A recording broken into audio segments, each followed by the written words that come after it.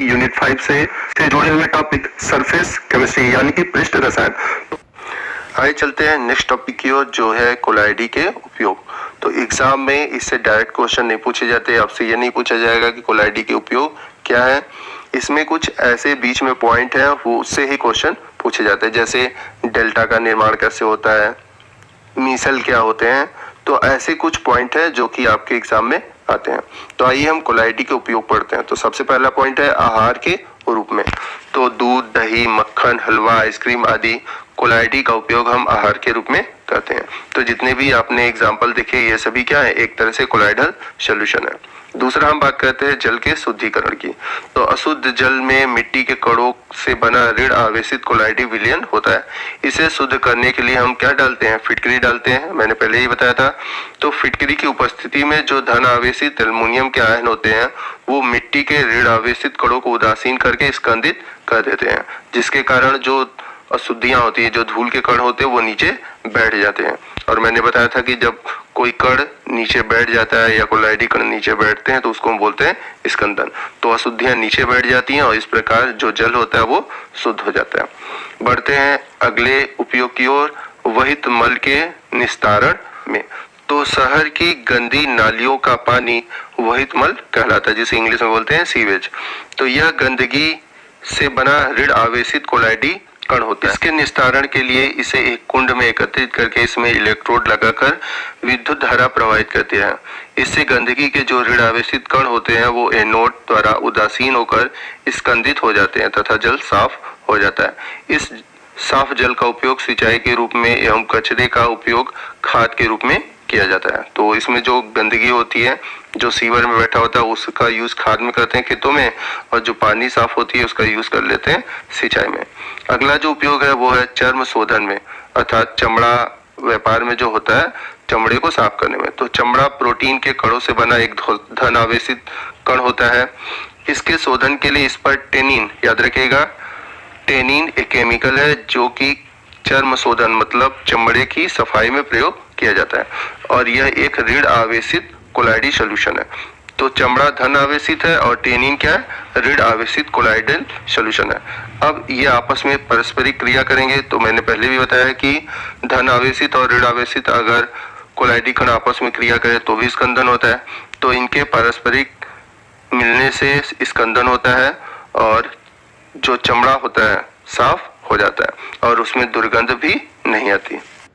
बढ़ते हैं कोलाइडी विलयन के अगले उपयोग की ओर। औषधियों में तो कोलाइडियों का अधिशोषण क्षमता अधिक होने के कारण इनका उपयोग औषधि के रूप में किया जाता है। जैसे अगर हम बात करें आजिरोल एवं प्रोटाजियोल चांदी को रक्षित कोलाइडी विलयन कहते हैं। इसका उपयोग आंखों की पलकों के रोगों के उपचार में किया जाता है। उसी तरह एंटीमनी कोलाइडी का उपयोग कालाजार रोग में उपचार के लिए किया जाता है। उसके अलावा गोल्ड अर्थात Au, copper, iron, calcium, manganese आदि धातुओं के कोलाइडल का उपयोग स्वास्थ्यवर्धक टॉनिक के रूप में किया जाता है। और गंधक से बना जो कोलाइडी गंधक होता है इसका उपयोग कीटाणुनाशक के रूप में किया जाता है। तो कुछ ऐसी औषधियां होती हैं जो कोलाइडल सॉल्यूशन के रूप में रहती हैं और हमें बेनिफिट पहुंचाती हैं, जिनके बारे में मैंने आपको बता दिया।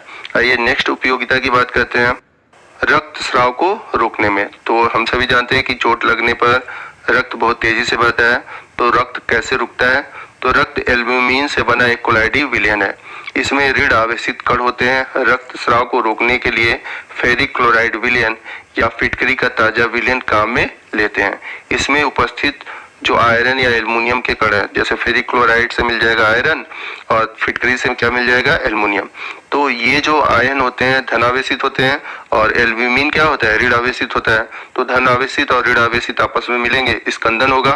तो जो ब्लड के कण होंगे वो नीचे बैठ जाएंगे, जमा हो जाएंगे। इस प्रकार जो रक्त का थक्का होता है वो जम जाता है और रक्त स्रावण अर्थात रुधिर का बहना रुक जाता है। तो इस प्रकार आप देख सकते हैं कि रक्त के जमने में भी कोलाइडी विलयन की एक महत्वपूर्ण भूमिका है। बात करते हैं कोलाइडी विलयन की अगली उपयोगिता की, बहुत ही इंपॉर्टेंट है कॉमर्शियल वे में अगर देखा जाए। हम सभी जानते हैं कि जो फैक्ट्रियां होती हैं उनसे धुएं निकलते हैं और उनमें अनेक कण होते हैं जो कि हमारे लिए हानिकारक है।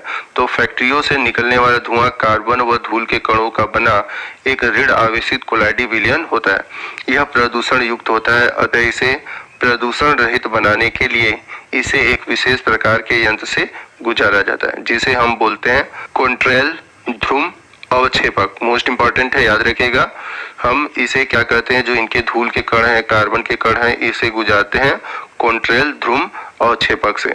तो इस यंत्र में प्रबल एनोड धन आवेशित होते हैं, जो कि उच्च वोल्टता की विद्युत धारा प्रवाहित करने पर धुएं में उपस्थित जो कार्बन व धूल के ऋण आवेशित कण होते हैं इस एनोड अर्थात धन प्लेट पर चिपक जाते हैं और चिपक कर क्या हो जाते हैं, उदासीन हो जाते हैं। क्योंकि प्लस माइनस मिलेगा तो क्या हो जाएगा, उदासीन हो जाएगा। और जहां उदासीन हुआ वो स्कंदित हो जाएगा, मतलब धूल के कण और कार्बन के कण क्या होंगे, नीचे बैठ जाएंगे और इस प्रकार प्रदूषण रहित धुआं बाहर निकलता है। चलते हैं कोलाइडी विलयन की अगली उपयोगिता की ओर, जो कि मोस्ट इंपॉर्टेंट है, डेल्टा का निर्माण। तो आप सभी जानते हैं डेल्टा क्या होता है। जहाँ पर नदी और समुद्र मिलते हैं वहां पर क्या होते हैं, बालू के टीले दिखाई देते हैं, मतलब एक त्रिकोण संरचना बनती है मिट्टी और बालू के ढेर का, उसी को हम बोलते हैं डेल्टा। अब ये डेल्टा बनता कैसे है, पहले मैं आपको समझा दूं। तो जो नदी का जल मिट्टी के कणों से बना ऋण आवेशित कोलाइडी विलयन होता है। जब नदियां समुद्र में मिलती हैं तो समुद्र में नमक होता है, हम सभी जानते हैं। तो नमक एक तरह से विद्युत अपघट्य का कार्य करता है, क्योंकि इसमें Na+, पोटेशियम, मैग्नीशियम ये सब पाए जाते हैं। जबकि जो नदी है, नदी में धूल के कण ऋण आवेशित होते हैं। तो जहां पर नदी और समुद्र आपस में मिलते हैं वहां पर स्कंदन हो जाता है और इस स्कंदन के फलस्वरूप उस स्थान पर मिट्टी का ढेर लग जाता है। इससे नदी का जल दो भागों में बढ़ जाता है और इसके फलस्वरूप मिट्टी के ढेर से त्रिकोण संरचना बनती है, जिसे हम बोलते हैं डेल्टा, जैसा कि इमेज में आप देख सकते हैं। मैं ये पॉइंट आपको फिर से समझा देता हूँ। जैसा कि इमेज में देख रहे हैं, एक तरफ से नदी आ रही है, दूसरी तरफ से समुद्र का जल आ रहा है। तो नदी में मिट्टी के कण होते हैं जो कि ऋण आवेशित होते हैं और जो समुद्र है उसमें नमक होता है, जिसमें कि सोडियम, पोटेशियम ये सब आयन होते हैं। तो जब ये दोनों आपस में मिलते हैं तो नदी का जो मिट्टी है वो कोलाइडल सॉल्यूशन है और जो समुद्र का NaCl है ये एक विद्युत अपघट्य है। और मैंने बताया था कि जब हम कोलाइडल सॉल्यूशन में विद्युत अपघट्य डालते हैं तो वो स्कंदित हो जाता है।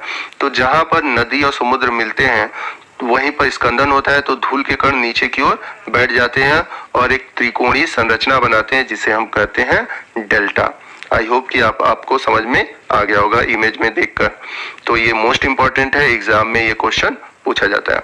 अरे नेक्स्ट बात करते हैं हम रबर उद्योग में। तो रबर कणों का जल में बना एक ऋण आवेशित कोलाइड होता है। इसको उबालने से इसके कणों पर उपस्थित प्रोटीन का रक्षक परत टूट जाता है और विलयन में यह रबर अवक्षेपित हो जाता है। इस अवक्षेपित रबर में सल्फर मिलाकर वल्कनीकृत रबर प्राप्त किया जाता है। तो वल्कनीकृत रबर क्या होता है, आगे जब हम चैप्टर पढ़ेंगे वहां पर आएगा, बस यहाँ पर मैं बता दे रहा हूँ। रबर में सल्फर मिलाकर कठोर करने की प्रक्रिया को हम बोलते हैं वल्कनीकृत। तो इस प्रकार रबर की प्रत्यास्थता अधिक होती है। यदि किसी वस्तु पर रबर की परत चढ़ानी हो तो उस पर वस्तु का एनोड बनाकर उसे रबर के ऋण आवेशित कोलाइडी विलयन में डाल देते हैं और जब विद्युत धारा प्रवाहित करते हैं तो रबर पर उपस्थित ऋण आवेशित कण एनोड रूपी वस्तु पर स्कंदित होकर परत का निर्माण कर लेती है। तो रबर उद्योग में हम सेम कोलाइडल सॉल्यूशन और जो विद्युत धारा द्वारा स्कंदन करना है इसको यूज करते हैं। तो इतना खास इंपॉर्टेंट नहीं है, अगर आप इस पॉइंट को समझ पाते हैं तो ठीक है, नहीं तो कोई इंपॉर्टेंट नहीं है। बढ़ते हैं अगली उपयोगिता की ओर, फोटोग्राफी में। तो फोटोग्राफी में जिलेटिन युक्त सिल्वर ब्रोमाइड का उपयोग किया जाता है कोलाइडी विलयन के रूप में। तो इसमें जो जिलेटिन होता है रच्ची कोलाइडी का कार्य करता है। जिलेटिन युक्त सिल्वर ब्रोमाइड को सेलुलॉइड की परत पर लेपित करके फोटोग्राफी फिल्म तैयार की जाती है। बढ़ते हैं अगली उपयोगिता की ओर, बारिश में। तो बादलों में परिचित प्रवस्था द्रव व परिक्षेपण माध्यम गैस होता है। मैंने आपको पीछे कोलाइडी विलयनों के प्रकार में ये बताया हुआ है। तो बादल में क्या होता है, परिचित प्रवस्था द्रव होती है और परिक्षेपण माध्यम गैस होता है। तो शीतल वायु में बादलों में उपस्थित जो जल वाष्प के कण संघनित होकर छोटे छोटे जल बिंदु के रूप में धारण कर लेते हैं। यह जल बिंदु आपस में टकराकर बड़े हो जाते हैं और इस प्रकार जल बिंदु के रूप में धरती पर गिरने लगते हैं। कभी कभी धन आवेशित व ऋण आवेशित कोलाइडी बादल के रूप में आपस में टकराते हैं और परस्पर स्कंदन द्वारा बारिश होती है। इन बादलों पर वायुयानों द्वारा विद्युत अपघट्ट का छिड़काव करके भी कृत्रिम बारिश की जाती है। तो यदि अगर बारिश नहीं होती है तो कृत्रिम बारिश करने के लिए क्या करते हैं, इनके ऊपर विद्युत अपघट्ट का छिड़काव कर देते हैं और विद्युत अपघट्ट का छिड़काव करते ही जो जल के बूंदे होती हैं धन आवेशित और ऋण आवेशित आपस में चिपक जाती हैं और स्कंदित हो जाती हैं और बारिश होने लगता है। लास्ट जो उपयोगिता है, आकाश का रंग नीला दिखाई देना। तो वायुमंडल में उपस्थित धूल एवं जल के कण निरंतर उड़ते रहते हैं, हम सभी जानते हैं। यह कण प्रकाश के नीले भाग को परिकिणित करते हैं। जब यह प्रकाश हमारे आंखों पर पहुंचती है तो हमें आकाश का रंग नीला दिखाई देता है। क्यों दिखाई देता है? क्योंकि नीले प्रकाश का जो तरंग दैर्घ्य होता है वो सबसे कम होता है, अतः यह घटना प्रकाश के परिकिरण का ही कारण होता है। अब आपके दिमाग में ये बात होगी कि सर ने बताया है कि जो प्रकाश के कण के परिकिरण और यहाँ पे तो फिजिक्स की चीजें हैं, यहाँ पर कोलाइडी विलयन क्यों हुआ? यहाँ पे कोलाइडी विलयन का कोई बात ही नहीं है। तो यहाँ पर ये बात क्यों बताई गई कि आकाश का रंग नीला कोलाइडी विलयन से होता है? तो मैंने एक टॉपिक आपको प्रॉपर्टी बताया था कोलाइडी विलयन से, टिंडल प्रभाव। और टिंडल प्रभाव में आप सभी जानते हैं कि जब प्रकाश कोलाइडी कणों से टकराती है तो प्रकाश का क्या करती है, परिकिरण करती है। और टिंडल प्रभाव में हम लोगों ने पढ़ा था जब प्रकाश टकराकर परावर्तित होती है तो उसमें चमक उत्पन्न होती है और इस घटना को हम बोलते हैं टिंडल प्रभाव। चूंकि टिंडल ने खो जाता है इसलिए उसे टिंडल प्रभाव कहा जाता है। तो सेम वही घटना आकाश का नीला रंग दिखाई देने में भी होता है। क्यों होता है? क्योंकि वायुमंडल में धूल के कण और जल के कण निरंतर उड़ते हैं और जब प्रकाश इस पर पड़ता है तो इसमें जो नीले रंग की जो प्रकाश होती है वो टकरा कर वापस लौट आती है और हमारे आंखों तक पहुंचती है, जिस कारण हमें आकाश नीला दिखाई देता है। तो ये घटना आपका प्रकाश परिकिरण भी है बट कोलाइडी कणों की तरह है। यदि हम बात करें आणविकता के आधार पर कोलाइडी विलयनों के प्रकार की, तो ये 3 प्रकार के होते हैं। सबसे पहला है वृहद अणुक कोलाइड, दूसरा है बहु अणुक कोलाइड और तीसरा है संगठित कोलाइड। तो सबसे पहले हम बात करते हैं वृहद अणुक कोलाइड की। तो इस प्रकार के जो कोलाइड होते हैं उनमें परिचित प्रवस्था के कणों का जो माप होता है या आकार होता है वह बड़ा होता है, अर्थात ये लगभग 100 nm के बराबर होता है। तो याद रखिएगा कि जो वृहद आणविक कोलाइड होते हैं उनमें जो कोलाइडी कण होते हैं जिसे हम प्रक्षिप्त प्रावस्था कहते हैं, उनके कणों का आकार बड़ा होता है, लगभग 100 nm के बराबर होता है। तो यदि अगर इसके एग्जाम्पल की बात करें तो स्टार्च, सेलुलोज, प्रोटीन, ये सभी वृहद आणुक कोलाइड है। बात करते हैं दूसरे प्रकार के कोलाइड विलयन के बारे में जो कि है बहु अणुक कोलाइड। तो इसमें प्रत्येक परमाणु कोलाइड के आमाप का नहीं होता, पर वे आपस में पुंज बनाकर अर्थात जुड़कर कोलाइडी के नाप के अणु बनाते हैं। कहने का मतलब यह है कि इस प्रकार के जो कोलाइडी विलयन होते हैं इनमें कोलाइडी कणों का जो आकार होता है कई प्रकार का होता है, मतलब कुछ बड़े कुछ छोटे इस प्रकार के होते हैं। और ये जो कण होते हैं आपस में पुंज बना लेते हैं, मतलब आपस में जुड़ जाते हैं और आपस में जुड़कर कोलाइडी विलयन के कणों का आकार ले लेते हैं। तो यदि हम एग्जाम्पल की बात करें तो जैसे सल्फर का सॉल हम लोगों ने देखा था, पीछे पड़ा भी है। तो जो सल्फर के कोलाइडी विलयन होते हैं वे बहु अणुक कोलाइडी विलयन होते हैं। आइए नेक्स्ट हम तीसरे प्रकार के कोलाइडी विलयन की बात करते हैं जो कि है संगठित कोलाइड। ये पदार्थ कम सांद्रण में सामान्य विद्युत अपघट्टों की तरह कार्य करते हैं, परंतु अधिक सांद्रण में संगठित होकर मिसेल बनाते हैं जो कि कोलाइडी विलयन की तरह कार्य करते हैं। जैसे अगर हम बात करें साबुन लंबी श्रृंखला वाले वसी अम्ल जिनका फॉर्मूला होता है RCOONA, जिन्हें हम सोडियम लवण भी कहते हैं। तो आइए पहले हम समझते हैं कि संगठित कोलाइड होते क्या है।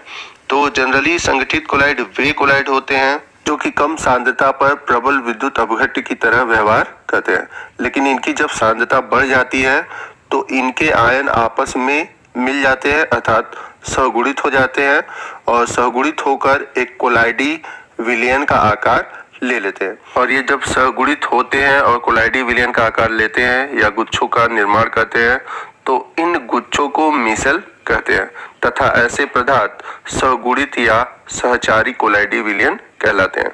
तो आइए हम जानते हैं कि मिसल होता क्या है, क्योंकि एग्जाम में आपके शॉर्ट नोट में मिसल पूछा जाता है।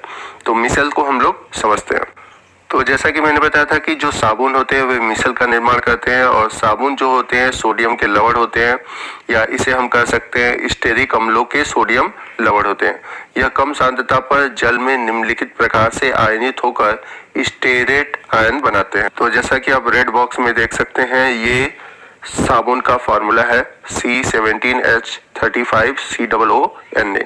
यदि हम इसको ब्रेक करें तो C17H35COO माइनस चार्ज और प्लस सोडियम आयन में ये टूट जाता है। तो ऊपर की ओर जो टूटा हुआ भाग है C17H35COO माइनस, जो कि आप ग्रीन बॉक्स में देख रहे हैं, यह एक स्टेरेट आयन है और इसके दो भाग होते हैं। एक भाग होता है हाइड्रोकार्बन भाग और दूसरा होता है ऋण आवेशित भाग। तो यदि हम बात करें हाइड्रोकार्बन भाग की तो ये जल प्रतिकर्षी भाग होता है, अर्थात ये जल विरोधी होता है, ये जल में घुलता नहीं है। तथा जो ऋण आवेशित भाग होता है वो जल आकर्षी भाग होता है, अर्थात ये जल के प्रति आकर्षण रखता है और ये जल में घुल जाता है। साबुन को जब अधिक मात्रा में जल पे हम घोलते हैं तो ये स्टेरेट आयन बनाता है, जैसा कि ऊपर हम लोगों ने रिएक्शन में देखा।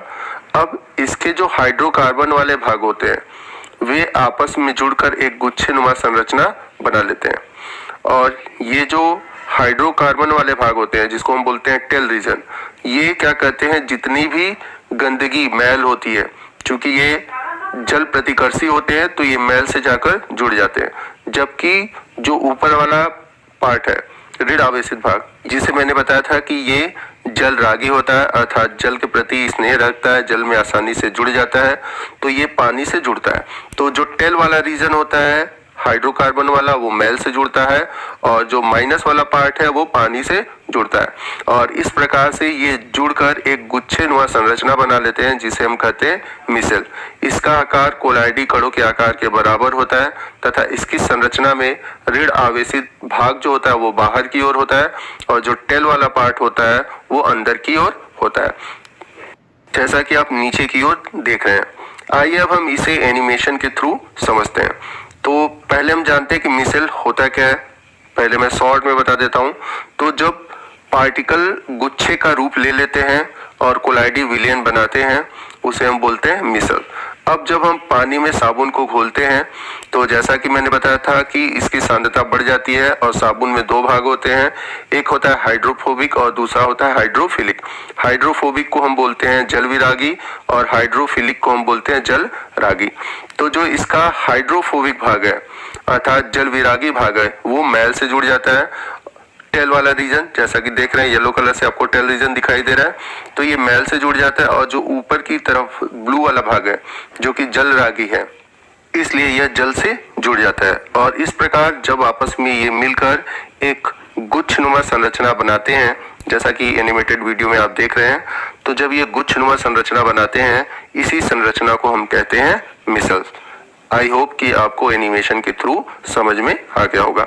आइए मैं इमेज के थ्रू भी आपको दिखा देता हूं कि कैसे मिसल्स का फॉर्मेशन होता है। तो जैसा कि देख सकते हैं इमेज में आप, बीच में लिखा है डर्ट अर्थात गंदगी है और उससे जो साबुन का टेल वाला रीजन है जो कि मैंने बताया था हाइड्रोफोबिक होता है अर्थात जल विरागी होता है। चूंकि मैल हम जानते हैं कि पानी में नहीं घुलता इसलिए ये जल विरागी होता है, तो ये साबुन के जल विरागी वाले भाग से जुड़ जाता है और वही साबुन का जो हेड वाला भाग होता है वो जल के प्रति आकर्षी होता है, वो पानी से जुड़ जाता है। तो इस तरह डिटर्जेंट दो तरीके से जुड़ता है, एक तो पानी से और दूसरा मैल से, और ये जुड़कर जो संरचना बनाता है उसे कहते हैं मिसल। और इस प्रकार आसानी से हम डिटर्जेंट या साबुन के द्वारा कपड़े के मैल को धो पाते हैं। आइए नेक्स्ट हम बात करते हैं कुछ ऐसे इंपॉर्टेंट टॉपिक की जो कि आपके एग्जाम में शॉर्ट नोट में पूछे जाते हैं और आपके आने वाले एग्जाम के पॉइंट ऑफ व्यू से मोस्ट इम्पॉर्टेंट है। तो हम बात करते हैं पायस और जल की। तो सबसे पहले हम बात करते हैं पायस की। तो पायस वे कोलाइडी विलयन होते हैं जिनमें की परिचित प्रवस्था और परिक्षेपण माध्यम दोनों ही द्रव होते हैं। दोनों द्रव एक दूसरे में अमिश्रणी होते हैं। तो याद रखिएगा, पायस में जो परिक्षेप्य अवस्था है और परिक्षेपण माध्यम है, मतलब जिसको घोला जाता है और जिसमें घोला जाता है, दोनों ही लिक्विड द्रव रूप में पाए जाते हैं। अब यदि बात करें, ये जो दोनों द्रव होते हैं ये एक दूसरे में अमिश्रणी होते हैं, मतलब कि आपस में घुलते नहीं है। जैसे अगर हम पानी में तेल डालें या तेल में पानी डालें तो वो आपस में घुलेगा नहीं घुलेगा, क्योंकि अगर ये मिश्रणी होते तो ये वास्तविक विलयन बना लेते हैं। तो याद रखिएगा, अगर दो द्रव जो आपस में मिश्रणी है अगर हम एक दूसरे में घोल दें तो वो कोलाइडी विलयन नहीं बना सकते, वो क्या बना देंगे, वास्तविक विलयन। आई थिंक आपको समझ में आ गया होगा कि पायस किसे कहते हैं। अब बात करें पायस के प्रकार की, तो पायस दो प्रकार के होते हैं। पहला है पानी में तेल का पायस। तो इसमें जो परिक्षेप्य अवस्था होती है वो होता है तेल, और जो परिक्षेपण माध्यम होता है वो होता है पानी। तो कहने का मतलब है कि पानी में हम तेल को मिला रहे हैं, क्योंकि जिसको घोला जाता है उसको बोलते हैं हम परिक्षेप्य अवस्था, और जिसमें घोलते हैं उसे बोलते हैं हम परिक्षेपण माध्यम। तो फिर से सुन लीजिए कि जो यहाँ पर तेल है वो है परिक्षेप्य अवस्था जिसे हम घोल रहे हैं, और पानी है परिक्षेपण माध्यम जिसमें हम घोल रहे हैं। यदि हम उदाहरण की बात करें तो दूध, क्योंकि दूध में द्रव वसा पानी में परिक्षिप्त होता है, और वहीं अगर दूसरा उदाहरण लें तो चेहरे पे लगने वाली जो क्रीम है वो भी इसका उदाहरण है। तो पहले आपको मैं दूध के बारे में समझा दूं कि कैसे दूध एक पायस है, क्योंकि दूध में जो फैट होते हैं, फैट मतलब वसा, ये एक क्या है, परिक्षिप्त अवस्था है, और ये पानी में क्या होते हैं, घुले होते हैं। तो इस तरह से जो दूध है वो तो पायस है, परंतु पायस का कौन सा रूप है, पानी में तेल का पायस। नेक्स्ट हम बात करते हैं पायस के दूसरे प्रकार की, तेल में पानी। तो इसमें जो परिक्षिप्त अवस्था है वो है पानी, और परिक्षेपण माध्यम में तेल, अर्थात हम तेल में पानी को घोलेंगे। तो एग्जाम्पल की बात करें, मक्खन, कॉड लिवर तेल, कोल्ड क्रीम आदि इसके उदाहरण है। तो एक मोस्ट इंपॉर्टेंट चीज याद रखिएगा, जो चेहरे पे लगाने वाली क्रीम है वो पानी में तेल का पायस है, जबकि आपका जो कोल्ड क्रीम है वो तेल में पानी का पायस है। यदि बात करें हम पायस के कुछ और कैरेक्टर की, तो इसमें जो घुले हुए परिक्षिप्त अवस्था और परिक्षेपण माध्यम है वो दोनों अमिश्रणी होते हैं, और अमिश्रणी होने के कारण ये अलग अलग हो जाते हैं। इसलिए पायस को हम स्थायी बनाने के लिए इसमें पायसीकरण मिलाए जाते हैं। जैसे यदि हम तेल और पानी के मिश्रण में अगर साबुन डाल दें तो साबुन का उपयोग पायसीकरण में होता है, क्योंकि अभी मैंने पीछे आपको बताया था कि जो साबुन है, साबुन गंदगी और पानी को एक दूसरे के साथ बांधता है और बनाता है मिसल, और एक तरह से ये क्या बन जाता है, कोलाइडी विलयन बन जाता है। आइए नेक्स्ट हम बात करते हैं पायस के कुछ अनुप्रयोग की। तो पायस हमारे दैनिक जीवन में महत्वपूर्ण भूमिका निभाते हैं, और इनके कुछ उपयोग की बात करें तो सबसे पहला है कपड़ों और शरीर पर से मैल धोने की साबुन और संश्लेषित अपमार्जक की प्रक्रिया तेल और पानी के पास बनाने पर ही आधारित है।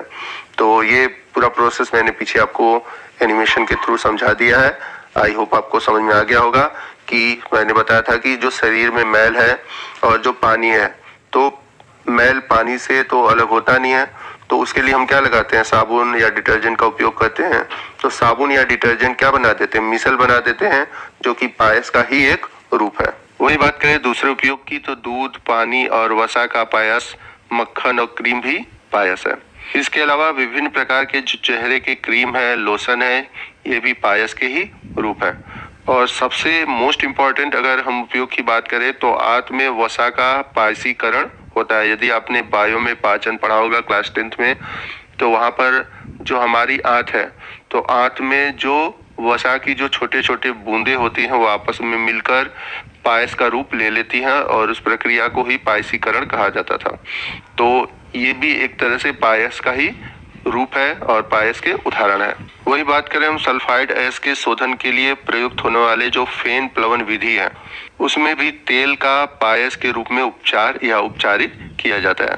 तो अगर आपने लोगों ने तत्वों का निष्कर्षण पढ़ा होगा तो उसमें एक प्रक्रम था फेन प्लवन विधि, जहाँ पर आपने देखा था कि उसमें पाइन ऑयल और पानी डालकर धातुओं का शोधन किया जाता है। तो ये भी एक प्रक्रम है ऐसा जिसमें कि पायस विधि का प्रयोग करते हैं। तो उपरोक्त जो भी हम लोगों ने एग्जाम्पल पढ़े सभी पायस के उपयोग से रिलेटेड है। तो यदि हम बात करें पायस से रिलेटेड पूछे जाने वाले क्वेश्चन की, तो शॉर्ट नोट में सिर्फ पायस ही पूछा जाता है, इसके अनुपयोग कभी पूछे नहीं जाते हैं। बट आप इसको तैयार रखिए, आपके डेली लाइफ में पायस का उपयोग कहाँ है। आइए बढ़ते हैं हम नेक्स्ट, जो हमारा एक और टॉपिक बचा हुआ है जो है जल। तो बात करते हैं जल की, कि जिन कोलाइडी विलयनों में जो परिचित प्रवस्था होती है द्रव होती है और परिक्षेपण माध्यम ठोस होते हैं, वह अवस्था कहलाती है जल की। तो जल में परिचित प्रवस्था द्रव होती है और परिक्षेपण माध्यम ठोस होता है, अर्थात हम लोग द्रव को ठोस में घोलते हैं। जैसे अगर हम एग्जाम्पल की बात करें, पनीर है, बूट पॉलिश है, जेल है, ये इसके उदाहरण हैं। और अधिकतर उपयोग होने वाले जल जो होते हैं वो जलरागी कोलाइडी विलयन होते हैं। जैसा कि पीछे मैंने आपको बताया था कि जलरागी उन्हें कहते हैं जो जल के प्रति स्नेह रखते हैं, अर्थात जल में आसानी से घुल जाते हैं। तो जो जल होते हैं वो जलरागी कोलाइडी विलयन होते हैं, जिनका तनु विलयन उचित परिस्थितियों में लचीले अर्ध ठोस पदार्थ में बदल जाता है। तो जैसा आप लोग जल को देखे होंगे, तो जल जैसे लगता है न तो लिक्विड है न तो सॉलिड, मतलब कह सकते हैं अर्ध ठोस अर्थात सेमी सॉलिड होता है। उदाहरण के रूप में लें जिलेटिन का, अगर पानी में 5% जलीय विलयन ठंडा करने पर जल का ब्लॉक बन जाता है और इसे कुछ समय के लिए रख दिया जाए तो इसमें उपस्थित कुछ द्रव खो देता है, मतलब इसका वाटर लॉस हो जाता है और ये सिकुड़ जाता है और संकुचित होकर यह धीरे धीरे जमने लगता है। वही बात करें हम जल की, तो जल दो प्रकार के होते हैं, लचीले जल और लचीले जल।